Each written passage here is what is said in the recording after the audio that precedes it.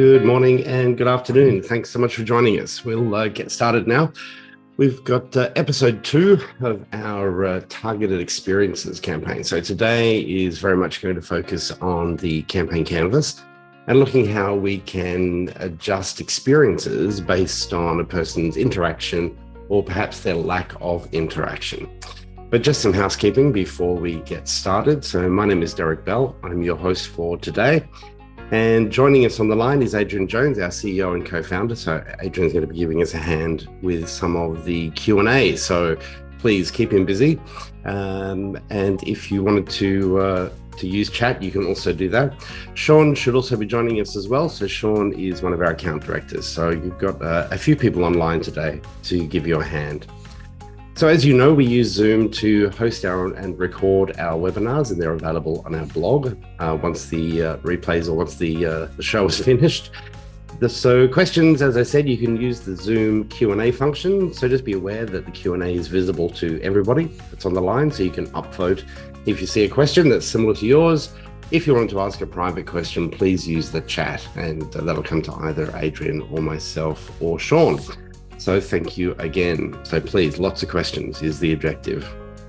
Okay, so what's our plan for the next 60 minutes? So first one is your questions answered. So hopefully once you registered and received your confirmation email and also the reminder emails, you might have seen the opportunity to submit a question. So we have a couple of questions, 2 questions in fact, from the same person. So that's quite good, but they're great questions. So let's get into those for you. Then we're going to look at understanding basic engagement on the campaign canvas and how we can route people as they move through the canvas based on a range of different parameters.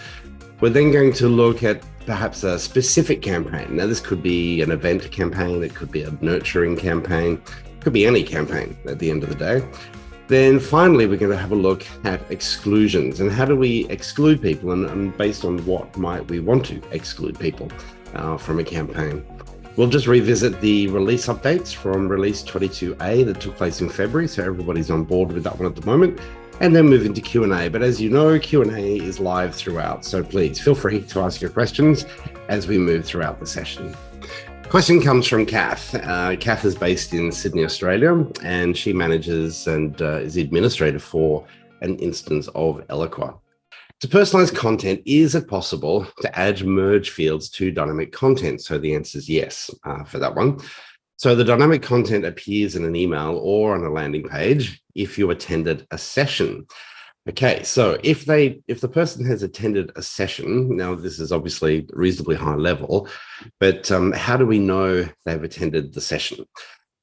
So in order to drive dynamic content, we need to be able to reference information sitting on either the contact or a custom object. Now, in this particular instance, if we're wanting to determine if somebody attended a session, definitely a best practice approach there would be to keep a record of that attendance on a custom object versus on a contact. So the custom object will enable you to build information over time. So if over a 12-month period, and this is kind of what Kath is asking for here around CLE points. So CLE is, I think, continuous learning education, I think it is. And so this is typical of the legal industry, finance and accounting industry. So professionals have to maintain a certain level of learning throughout their career. And so then various law firms and accounting firms will provide opportunity for fellow lawyers and accountants, etc., to attend some of their courses, which are certified to deliver CLE programs. And so then you can see here, so the information is recorded in a CDO, so check, that's the first plus. And it's based on the time the blind form was submitted, but the CDO will have many records, which it does. That's the whole objective of a CDO. So a custom data object will contain a complete record of a person's, and will be time and date stamped, of a person's attendance. Okay, so there'll be many records for that email address. So the merge field is based on this email address with this event ID. Okay, so you're narrowing it down, which is great. So that's fine. It can reference that information, but it can also reference the last modified record linked to that email address on a custom object as well. So you've kind of got a few options to play with there. So yes, it's absolutely possible to add a field merge into a piece of dynamic content. That's very normal. And then you've got flexibility when you create your field merge as to exactly what you reference. If you want to reference a particular attendance, then the event ID would be the best place to do it. If you wanted to access the most recently modified custom data object record, then you could select that within the field merge. But that would be two distinct field merges that you would need to create. So, Kath, I hope that helps to answer your question. Okay, so the next question that Kath asked, and this is a good one. They're both good, Kath.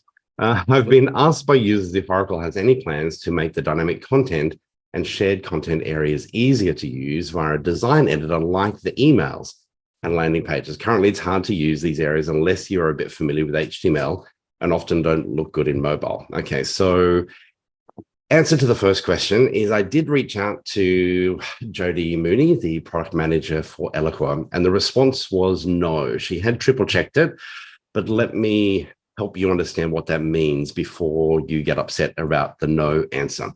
My understanding is that as we move into the next generation of Eloqua, this is a little bit of a gut feeling, but the manner in which we build dynamic content and shared content, which is another example, is going to change. I think what she answered my question exactly as I asked it, but without potentially giving me more information. And that's fine. There's safe harbor statements and all sorts of things in place. So I appreciate that. But my gut feeling is that the answer will eventually be yes to your question, but we won't be building dynamic content and shared content potentially in that exact same location, Kath.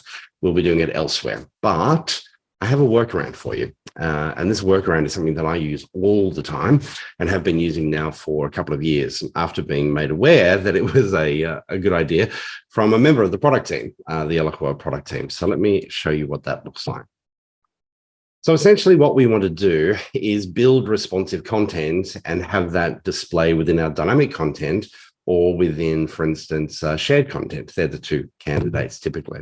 So what we're going to do is we're actually going to use the email design editor purely to build content. So don't think of the email design editor as only being able to build emails. It's also able to build responsive content for you, which you can use elsewhere, just pieces and sections of an email, for example.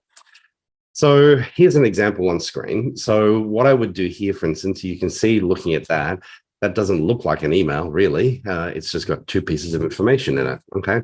So for instance, for the user group, which is a great example, we send out a single email to different regions around the world, and we essentially want to drive people within certain regions to the webinar you're attending right now here in AsiaPac, or to the US user group, which is time zone wise, is more suitable for New York and certainly Western Europe. What I do is I produce some content in the email editor. Again, I'm using it only to build content. This will never actually be an email that will be sent out. I'm purely using it to build the content. And as you know, everything you build in there is responsive. It's ready to go. It looks beautiful. Next step is to select from the actions menu a little function called export to HTML. Now, before you get nervous, I mean, I think I tell most people I struggle to even spell HTML. So don't freak out. What we're doing here is we're going to copy that HTML. We're then going to go over to our dynamic content where we've created our rules to present different pieces of information. And we're simply going to paste that HTML into the dynamic content. Now, this would be exactly the same for shared content, by the way. It's the same interface experience. Just with shared content, there are no rules. Okay, with dynamic content, yes, there are rules that you place, and there are multiple versions that you present to people. And so that's a really easy way to do it. Now, what you will end up with is a bunch of emails that are never, in fact, meant to be emails. So you can either save them, and I learned fairly quickly that saving them was a much smarter thing to do, because I would build my content. I'd have my dynamic content with 5 different versions, for example. I'd do my testing, and Adrian or Katika or Thomas or someone would look at that and go, oh, no, there's a typo, or no, that's not actually quite correct. And so then I have to go back and completely rebuild it. So now what I do is I save all of those bits and pieces that I create. I save them in a folder relevant to the campaign. Now, what I do, and you might hopefully be able to see that. If you look at the email here and very small, I actually put the word or the acronym HTML at the front of my email. And you could put anything, it doesn't really matter. You could put a name or whatever you want, but I put HTML because that tells me that email is in fact not really an email. It's just a piece of content. And then I put some other information after it to make it relevant and help it make sense to me. But that's a really quick workaround and one that I use a ton. And since doing that, I have found that my use of dynamic content and use of shared content has exponentially increased because it's much easier, much faster. The key thing being that I'm confident that that piece of content sitting in my email as dynamic content is going to display as I would expect it to display. So Kath, I'm just double checking. Okay, it looks like Kath's not on the line with us today, but hopefully she'll be here soon. But if there's anyone else from Kath's team on the line, if you do have any questions about that process, please ping me. I'm happy to talk that through. There are some other considerations which have more to do with making sure that the piece of content you're dropping into your email is going to line up beautifully. So you've got to think things through, like the background. Is the background white or should it be colored? Is the padding 10, 25, 30 pixels? What is the padding? All that kind of stuff. One thing to be aware of, whenever you drop dynamic content into an email or onto a landing page, Eloqua by default will add 10 pixels to it. You can reduce that back to 0, that's fine, but just be aware. So if you create your email and it's got 20 pixel padding left and right, and then you create your dynamic content and you've got the same 20 pixels padding left and right, when you drop it into Eloqua, it's going to look a little bit squashed because Eloqua is adding another 10 pixels to it. Okay, so usually what you want to do is remove the pixels from, or the padding from your dynamic content, and just use what you've done and created in your email. Hopefully that makes sense. But yeah, if you do have any questions, please ping those questions through. It's a little bit of a workaround at the moment, I suppose. I honestly find it doesn't really add a great deal of time. I've got to create that content anyway. But I get a much better result doing it that way than trying to navigate my way around the older style editors within dynamic content and shared content. Same principle applies for landing pages as well. Now, landing page width is different to email width. And so there are a few little cheats that you need to be aware of there. And again, if I can do it, you can do it. But if all of this is too much, of course, we have an amazing team of individuals here. We call them geniuses at Marketing Cube who can help you with all of this stuff as well. So please feel free to reach out to Kartika and the team at support@marketingcube.com.au if you need some assistance. More than happy to assist. So Kath, I hope that helps to answer your question, or at least members of Kath's team who might be on the call with us today. All right, let's move on and have a look at basic engagement and routing with the campaign canvas, and just remind ourselves as to what some of the options are. Okay, so basic navigation, or basic engagement, I should say. So what we want to do is work out what would be the best way to do this, and what is going to be the reason that we want to move people around the campaign canvas. And there can be a range of reasons, but I think the thing that we probably need to be front of mind is always being led by our strategy. So what is the strategy? Whether that's a strategy for that one single campaign that we're working on, or an overall strategy. If an overall strategy could be that you've set a goal that within 2023, you really want to grow your first party data. And so as a result of that, you've got progressive profiling active in all forms, and you're making sure as you route people through campaigns that you're delivering a more tailored experience based on the different information that you've got. If that first one is valid, so we're trying to obviously grow our first party data, generally the goal of say a lead nurturing campaign, or even if you're running multiple event campaigns where you're capturing registrations, these are both prime opportunities to gather some good first party data and build that profile information that you've got of an individual. Now, several campaign canvas elements allow you to ask essentially yes/no questions, which are then going to help you determine how a person should progress in the campaign. We'll show you a couple of examples here in a moment. However, how you move that person and which content you present them with should be driven by your campaign objective, which generally would be underlying with your overall strategy and what you're trying to achieve. So Some examples of where you may choose to route people differently based on profile information or their responses to certain things.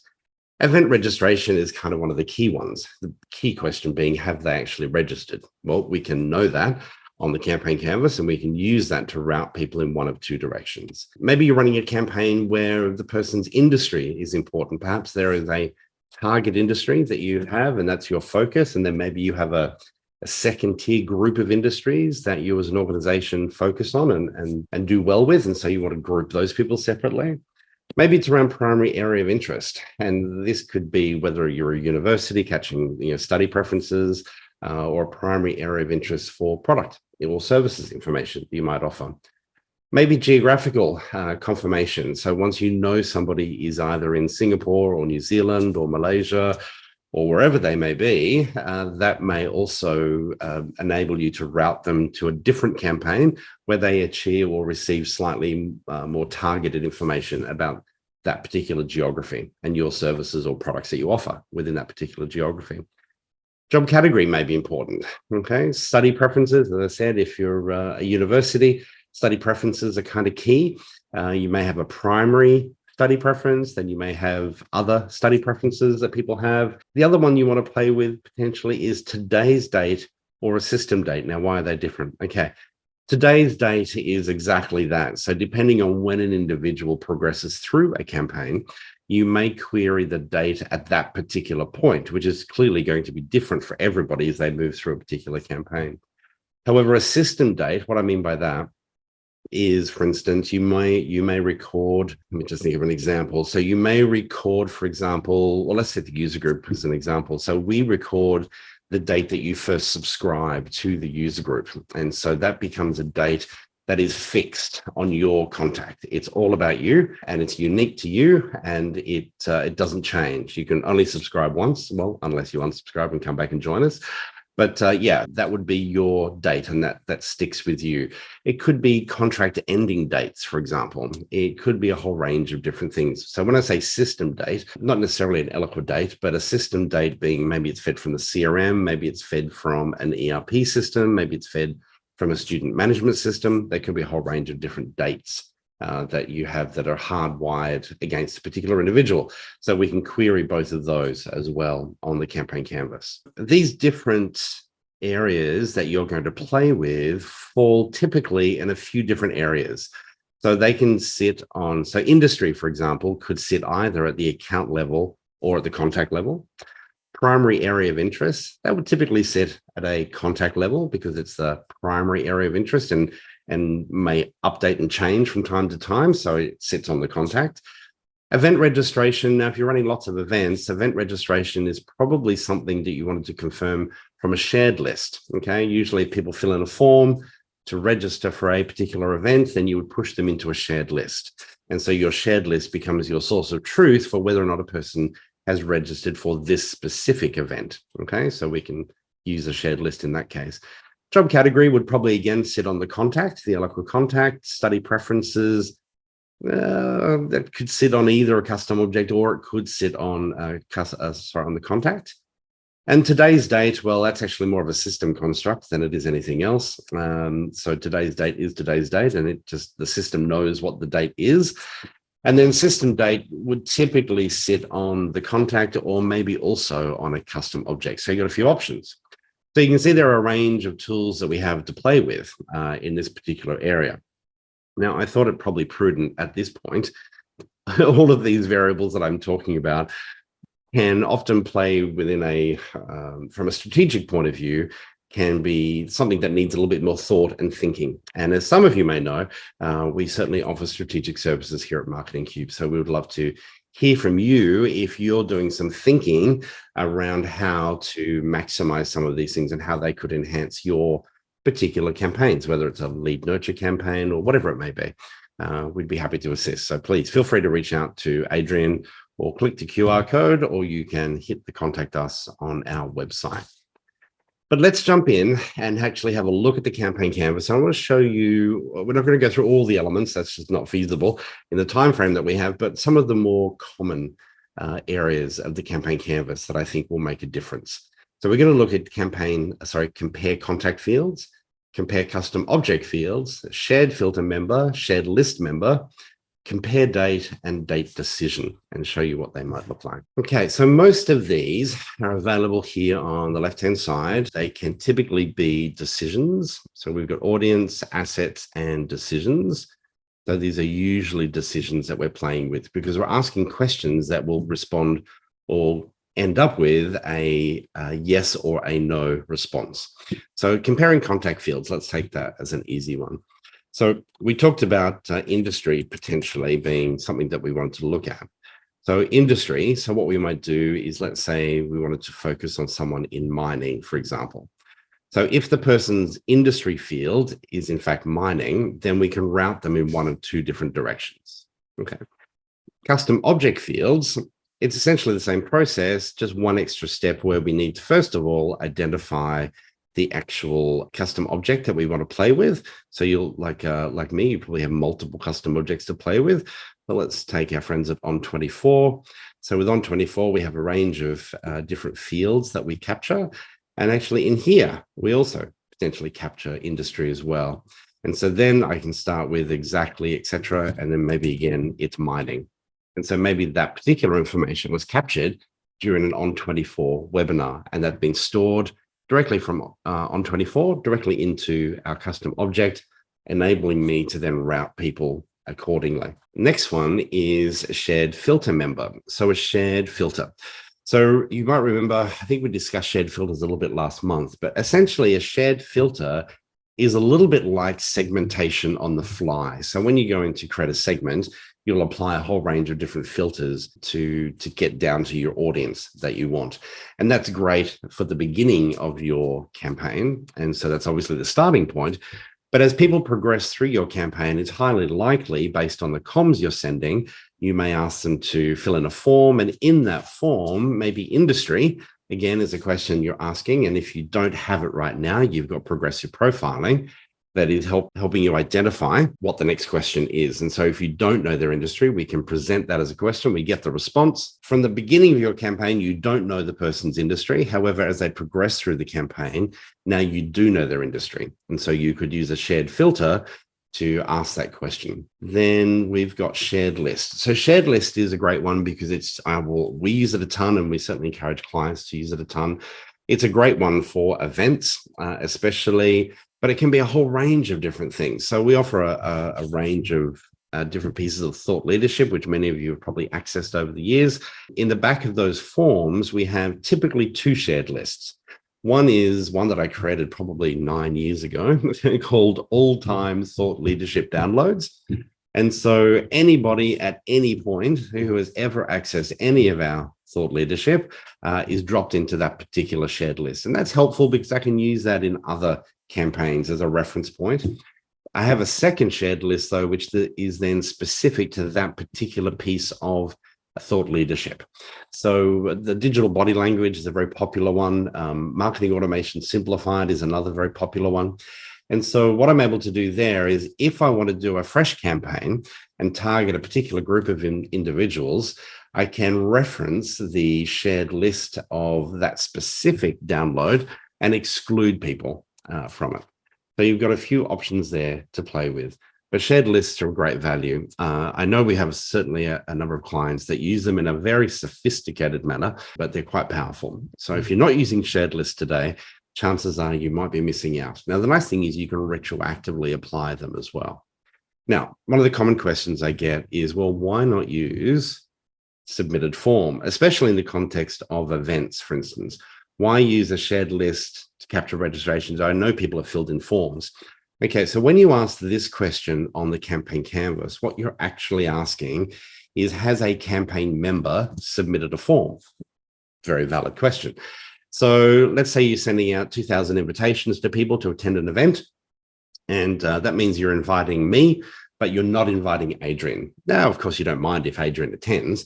So Derek receives that email and he forwards it over to Adrian. And I say, Adrian, I think this is something you may want to attend. You should have a look. So he'll click on that, of course, and he'll arrive at the form. Now, we all know that it's highly likely when he reaches that form, it's going to populate with my information because that email was addressed to me. And so the URL and all the other bits and pieces in that email are populating for Derek. Now, Adrian's obviously a smart cookie. He understands marketing automation. So he populates that form with his own information and submits it, and he has registered. But simply submitting the form doesn't make Adrian a campaign member. And so if I use this question here, Adrian will never be a part of the yes/no response there because he's not a campaign member. All right. So that's where a shared list can be helpful. Now, just as I described all those things around what the submitted form doesn't do, the fact that it behaves the way that it does is extremely helpful for other types of campaigns where you absolutely want to control who goes through a campaign and who you talk to in that context. So just be aware of that in relation to submitted form. Okay, so then we come to compare date and date decisions. Again, you'll see there are yes/no type of responses to help us route people in one of two directions. So the typical use case I find with compare date is often around event registration.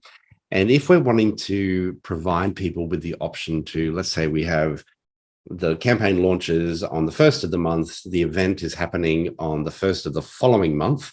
And in that first month, you're going to send out invitation 1, 2, and 3, and that'll occur in the first week, the second week, and the third week of the month. And those invitations go to people who have not yet registered. But if in the copy of those emails, you want to say, okay, we're 4 weeks away from our event, or we're 3 weeks away, and then we're 2 weeks away, those emails can obviously only be delivered to people within a certain time frame. And so what you can do is select the compare date operator. And from here, you can be very specific. Okay, so if my event is happening, let's say it's happening in April, and I want to focus on the first week of March. Now, pick and choose as to what you call the first week. Okay, and you might ask the question, is it within or is it between those dates? Yes or no. So anyone that comes in there, if they meet that criteria and it is within that date range, then they will be sent the first invitation, which says we're 4 weeks away from the event. Then what you can do is change it and create another compare date. So before the second email is sent, we adjust the date parameters, create a new compare date element, and now we go from maybe between the 9th and the whatever you want. So depending on how you do your math on a week. And same sort of construct. Now, this is really helpful and primarily helpful when the segment that you have on your canvas is set to allow people to enter the campaign until it is deactivated. And that's typically the case with an event, right? We all know that the sales team and other members of your extended team will always say, yes, that list of 2,000, that's it. That's the final list. No one else. 10 minutes after you launch your campaign, someone comes up with another 50 people, okay? And that can happen throughout the month leading up to the event. So what you can do then is in confidence, you can go back to your segment, add those additional 50 people. They'll drop into the campaign within about an hour, no longer than an hour, and then they will be routed based on the different values that you set in your compare date. So then you can have absolute confidence if they get dropped in the third week, they're going to skip the first invitation, they'll skip the second invitation, and they'll only fall into the parameter or the dates for the third invitation, which says we're only 2 weeks away from the event. Okay, so that's where compare date can be really, really helpful. Now, date decision, as I said, date decision is different. Date decision is looking at a date that sits on the Eloqua contact. So let's have a look. So you can see here, we're looking at a contact date field, and we can choose, and Eloqua will pull together for you the fields that are a date field only. So you don't see every single field on the contact, you only see the dates that the fields that are a date field. So you can see here we have user group join date. Okay. And what you can do is play around with, is it plus or minus so many days from that? You can play with an operator that maybe says it's greater than, and you can also then pop in a second date parameter as well. So that's what a date comparison is. So that covers for you the primary areas that I think you would probably use. Now, if you're keenly aware, I'm sure most of you are, so I'm just trying to navigate here without messing things up too much. There are a whole range of other values or different things you can play with to move people around. Maybe it's as simple as, did they visit the website? Yes or no? So that's a very common one in the very early stages of a nurture campaign. So in the early stages of a nurture campaign, you're probably primarily trying to get people to at least visit your website, have a look at a few key areas. Now, this particular function, this doesn't allow you to ask which particular page they looked at, yes or no. It's just, did they visit your website, period. That's it, yes or no. If you wanted to be more specific, then that's where you would use shared filters to actually provide a range of specific URLs. Okay, so you can be far more targeted from that point of view. Then you may have SMS involved. You might have different GoToWebinar, Zoom, On24. There can be a range of different webinar platforms that you might use. But all of these essentially will give you yes, no type of responses to play with. Okay, let's move on now. And we're going to now look at some specific examples on the campaign canvas of maybe an event or lead nurture campaign. We'll have a look at both and see what you think. But as I was putting all of this together, I think I might have mentioned to you last month, and it's probably going to take me 12 months before I stop mentioning it, is we were thrilled to have two of our clients awarded the Marquee Awards last year. And so one of those clients was Flight Centre Travel Group. And certainly for Australia and New Zealand people, and probably for others that might be attending, you'll be very familiar with Flight Centre. As you walk around Australian shopping centres, you'll see Flight Centre everywhere, obviously. And if you're in the corporate environment and doing travelling, chances are you may use Flight Centre to assist with your travel.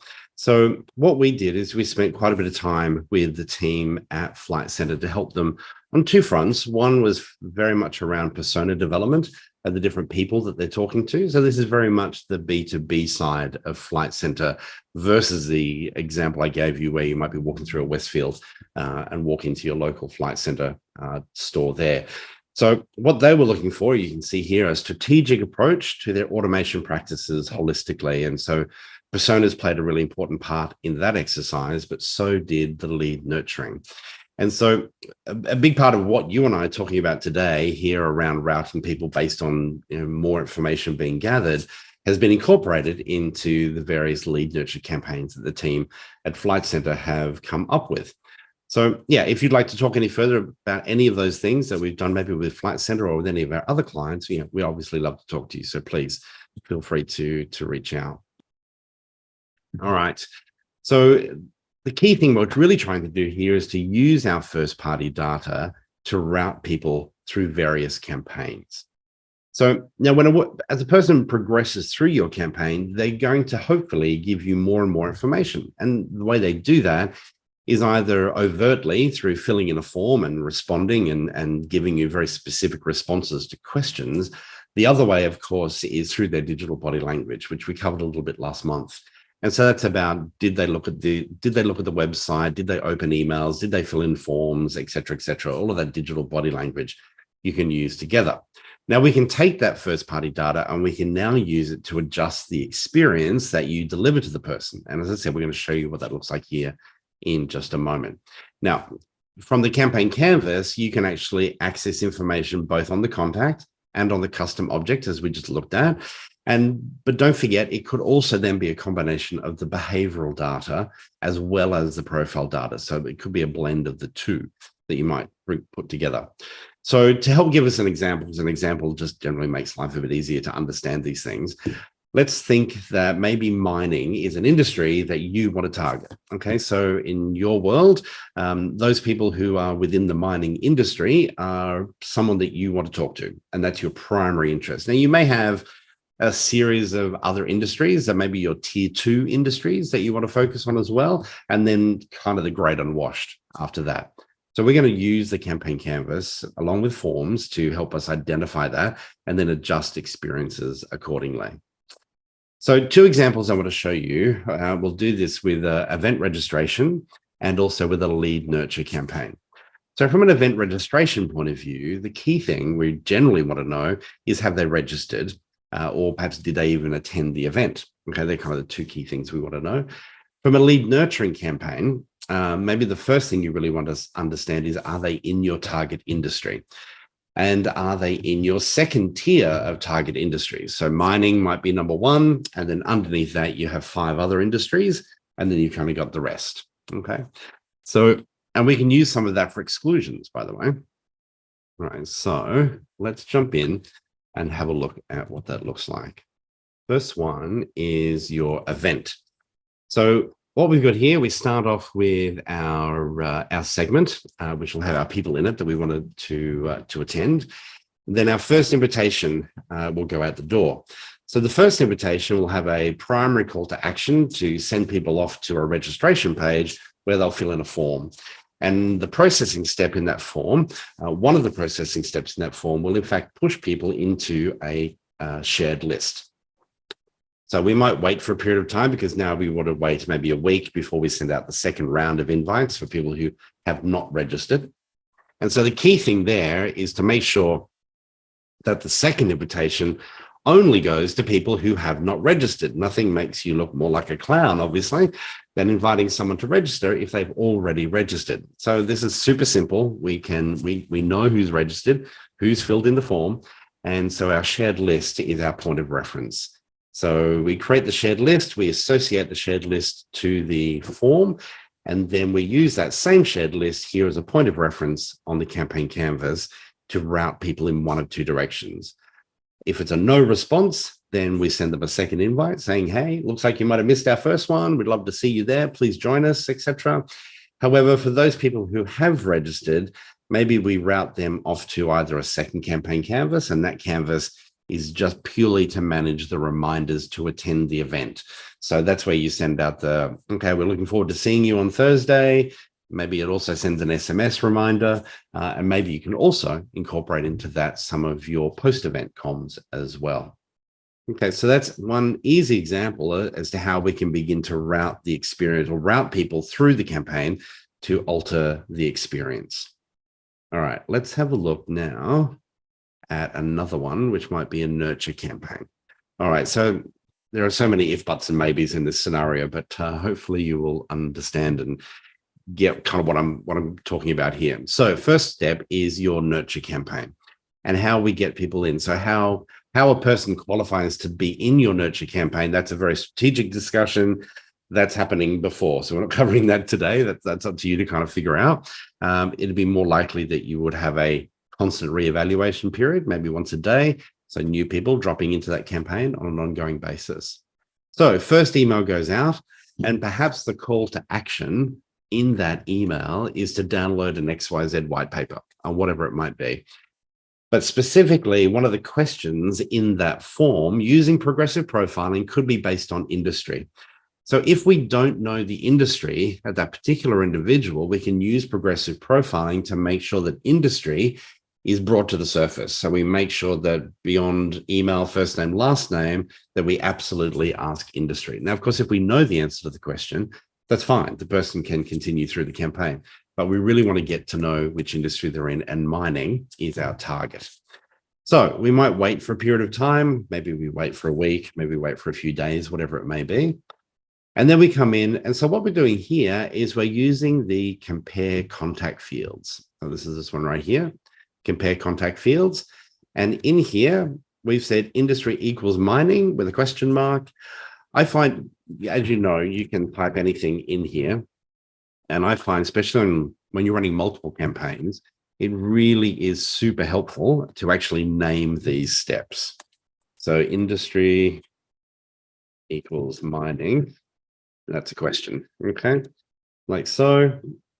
And then it's a yes or a no. So if it's a yes, we head people off in what we might call a mining track. And so maybe the next part of that nurture experience is now hyper targeted because we know which industry they're in. And so now we can be super targeted in what we're doing. Now, of course, you could use dynamic content and so on and so forth, but it may be that the content in that track is so hyper specific that it's just easier to create a mining track, for example, that maybe there's another 5 or 6 emails go off in that particular direction.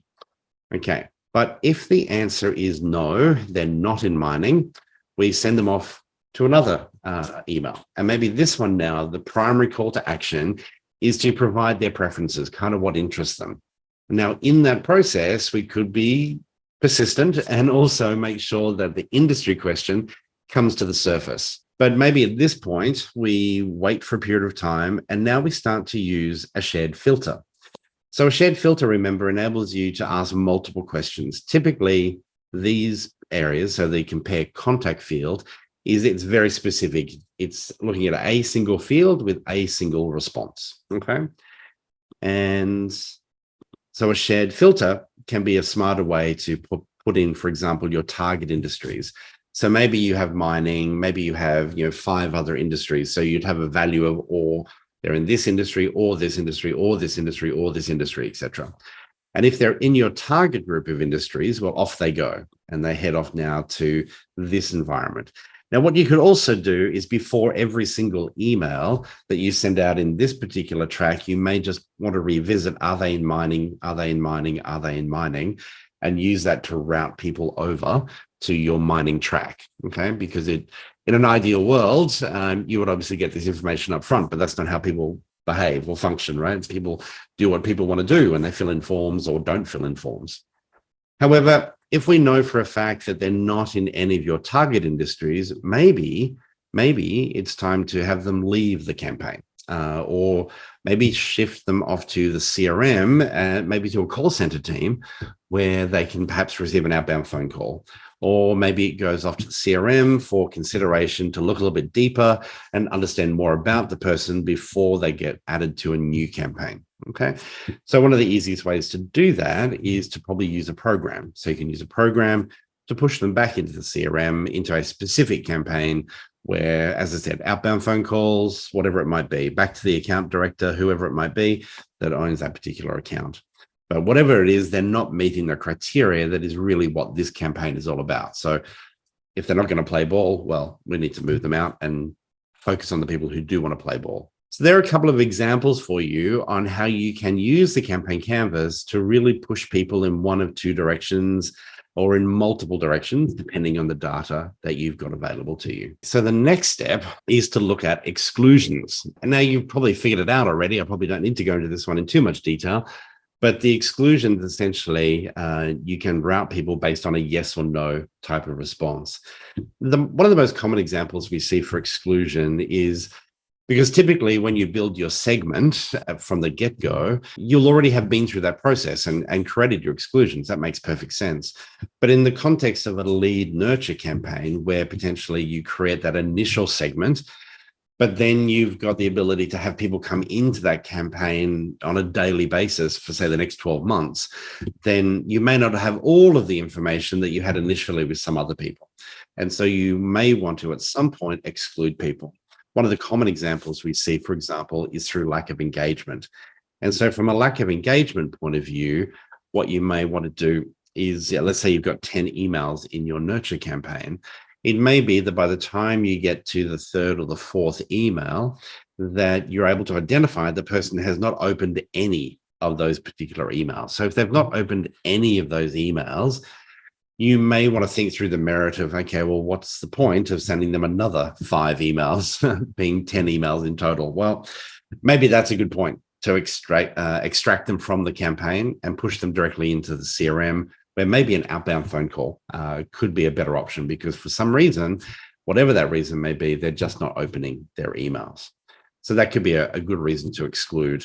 It may be that in the course of your nurture campaign, somebody has actually gone from being a prospect to being a customer, or they've gone from being a prospective student to somebody who has enrolled at university.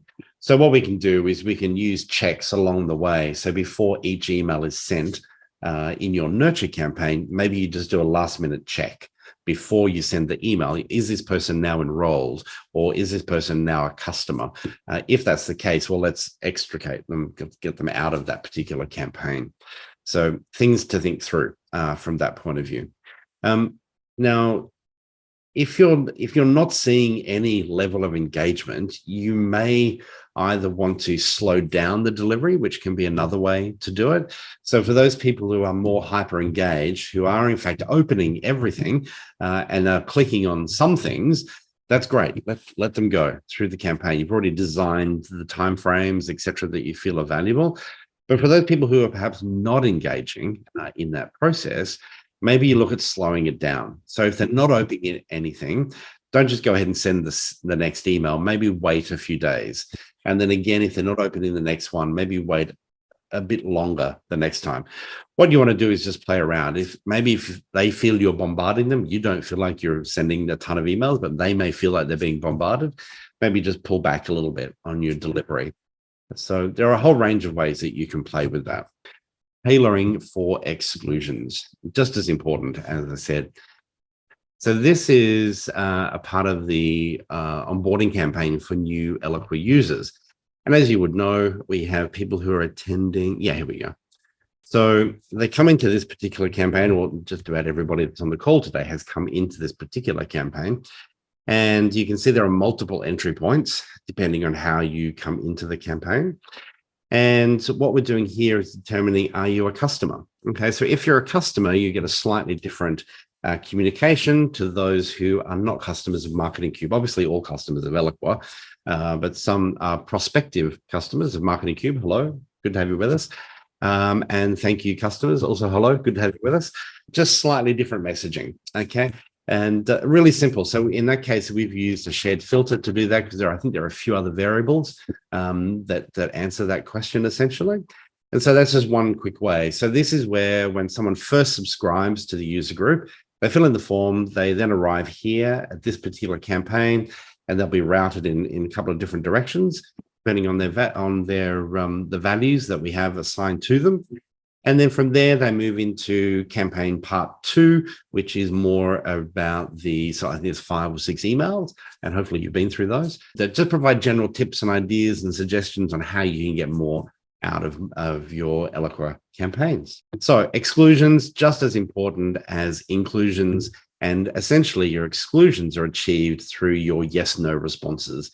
That if you keep sort of getting a no, no, no to the different questions you're asking as you move through, that's when you want to consider maybe excluding somebody. Or if they give you an industry that is completely the wrong industry that you're wanting to focus on, maybe that's an opportune time to remove them from that campaign and either drop them into something else that is a little bit more generic and makes more sense for what they need and what you offer, obviously, or maybe just remove them full stop from that particular campaign. So you've got options. We love having options, right? Now, the volume of questions has been pitiful for this user group. I can't believe there can't be any questions. So, but let's rocket ahead. I'm just going to quickly recap for you a little bit on some of the 23A features. So if you weren't with us last month, so 23A became live in the middle of February last month. And a couple of key things. So one is if you're building reports in Insight, then you're now able to do a little bit of HTML markup on some of those. Now, what does that mean? What that means is that you can create reports now that are a little bit more branded for your organization. So you can add logos and add colors. You've always been able to add colors, but you can play with it a little bit further now, which is nice. If you need a hand with any of that, obviously our support team are in a position to assist you with that. So please feel free to reach out to them. You can get all sorts of information around these through our important update subscription. That's what that QR code is there. So if you're not subscribed to the important updates at the moment, please feel free to subscribe and you'll get more information about these as well. There's also an email frequency report by email group. Now, you may be familiar with the email frequency report, but that was holistic. It looked at every single email going out based on quantities over different date ranges, which was great. However, the way you communicate with people using different email groups is probably quite different. So now what you're able to do is, in addition to the standard email frequency report, you now have email frequency by email group, which might be a little bit more helpful. We certainly already found it quite a bit more helpful looking at the different emails and just looking at frequency. The automated certificate management process for pods 3 and 4, this is moving through all pods. And what this relates to for the administrators on the call today, essentially is managing those SSL certificates for you, which Eloqua is taking care of. Now, it's under controlled availability, and pod 1 and pod 2 will be at the very end of the process. So pod 7, I think you guys are already live. Now, that's most of you within Australia, New Zealand, and certainly some within Asia as well. but progressively working through. So I think by the middle of the year, they indicated that all pods should be live or at least in controlled availability with that automated certificate management. Remember, if your SSL certificates are not valid, everything sort of goes to hell in a handbasket. Landing pages don't display and so on and so forth. So it's something that we need to have good control over, and Eloqua is kind of taking control for you, which is a good thing. So if you're using the SMS for Eloqua, that is the Oracle branded SMS application within Eloqua. Enhanced functionality around folder management and being able to use different information from a segment filter process is also available. So you should see that right now if you're running that particular function. That is an add-on within Eloqua. Eloqua Form Application API. Now this one, you'll probably rarely ever see this, but the scenario is you and a colleague are sitting right next to each other. You're both working on exactly the same form and you both make changes, and then at exactly the same time, so you're starting to see what I mean by how rare it will be, and exactly the same time, you'll both hit save. Okay, well, only one can save. And so you'll get a message on screen saying, hey, hang on a minute, this isn't going to work. Do you want to save as or cancel, etc.? You might need to duplicate it, which probably is not the most ideal scenario. But that's what that is. You'll see an on-screen message. And in the important update email, we've got a screenshot of what that looks like for you. So you can see that. You've also got moves to the Oracle data centers, which is Oracle Cloud Infrastructure for pods 3 and 4. That's also, I mean, it's kind of yawn boring, but it's actually super exciting because that level of functionality and what the Oracle Cloud Infrastructure is going to give us, it's far more modern servers, faster, better, brighter, all those sort of fun things, but puts us in a really good position to take advantage of enhanced functionality and more modern technology as we move forward as Eloqua clients. So not something you directly need to be aware of, but it's good to know that Oracle is continuing to invest, obviously, in you as Eloqua clients. In addition to that, move is what they're calling Oracle Cloud Accounts. So this is really just for the administrators on the line. I won't go into detail. Essentially, if you're an administrator with Eloqua, and you don't know how to go through this process, please reach out to us. Again, there's more information in the important update subscription, which will take you off to top liners and other areas to help with that.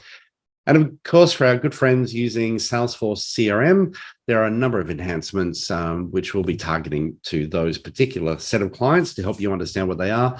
But that's the actual app that connects Salesforce CRM with Eloqua. That app continues to be enhanced and developed.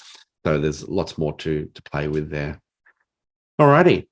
That's it. I can't believe it. 11:59 and 30 seconds. We're done. So thank you so much for joining us. We look forward to seeing you next month. Next month is all about lead scoring. And lead scoring is taking advantage of all of the things that we've been able to do in the February and March user group. Gathering all that first-party data, looking at that digital body language, and understanding how we can use that information to build out a really good and robust lead score model as well. So you'll receive information about that. Thank you so much for joining us today. The replay will be available within a week or so on our blog, and hopefully you get a chance to have a look at our new website. So marketingcube.com.au, please jump in and have a look at that. I'll stay on the line here for a few minutes. If you do have any questions, I'm happy to answer those. Whoa, hang on a minute. There's a bunch of Q&A. All right.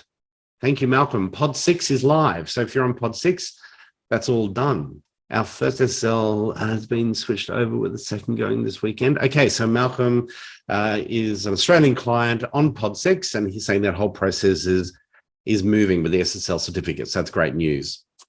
And then he says, sorry, the cat bashed my keyboard. Okay, that's fine. And Alana says, thanks so much. You're welcome, Alana.